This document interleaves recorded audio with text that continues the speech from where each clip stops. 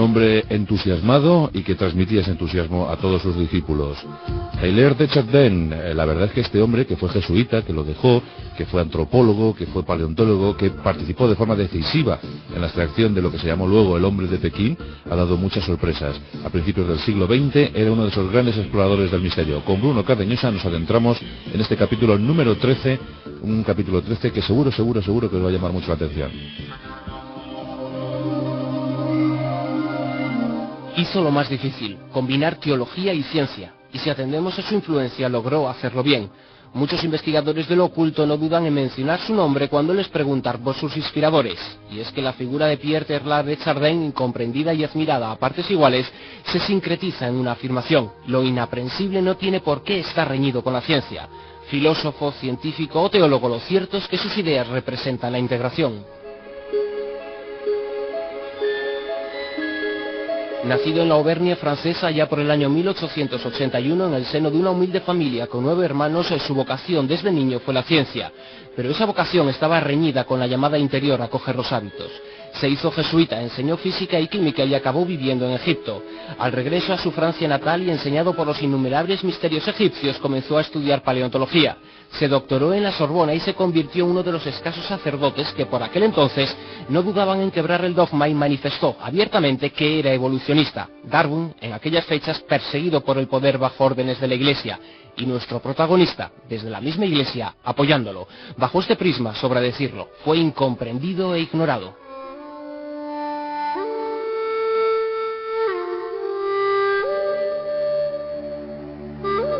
Se dedicó con afán a la búsqueda de huellas del pasado del ser humano en diferentes partes del mundo. Concluyó que nosotros, los hombres, procedemos de formas simiescas y que alcanzamos nuestro aspecto al final del largo proceso evolutivo. Trató de convencer al poder eclesiástico de entonces de que quizá la evolución era un plan divino. Solo recibió hostilidad a su propuesta, pero silenciosamente, con la difusión de sus ideas, fue ganándose la admiración de muchos. Sin embargo, todo estaba atado y bien atado para que sus descubrimientos no fueran de conocimiento público.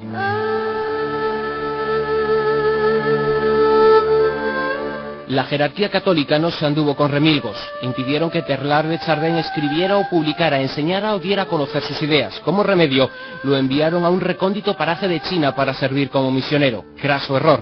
En China participó en algunas excavaciones históricas y fundamentales a la hora de reconstruir el pasado del ser humano.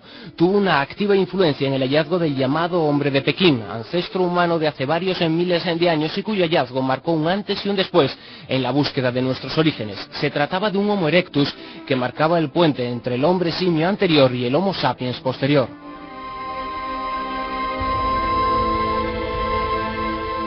Lamentablemente el mundo se mantuvo siempre al margen del pensamiento evolucionado de Teilhard de Chardin. Exiliado de su país en Francia, tuvo diversos destinos. El último Nueva York, la gran metrópoli en la que quedó recluido en el interior de un pequeño apartamento. Hubo que esperar a su muerte en 1955 para que sus obras vieran la luz. Sus amigos no dudaron en rescatarlas y darlas a conocer. La más importante de ellas la había escrito en 1941. Se titulaba El fenómeno humano. Se convirtió en poco tiempo en una obra de referencia sobre el ser humano y el misterio en general. Obra de referencia para filósofos, sociólogos, psicólogos y teólogos. De Chardin acuñó la expresión hominización. Se refería con ella al proceso evolutivo del ser humano que lo consideraba en continuo desarrollo. Decía de Chardin que el hombre camina hacia el punto omega, el hombre del futuro, el hombre consciente de su potencial, de su situación en el universo y de su naturaleza. En suma, la suya era una propuesta entre lo místico y lo científico. Al fin y al cabo, su pretensión fue unir, en pos del conocimiento del ser humano, religión y ciencia.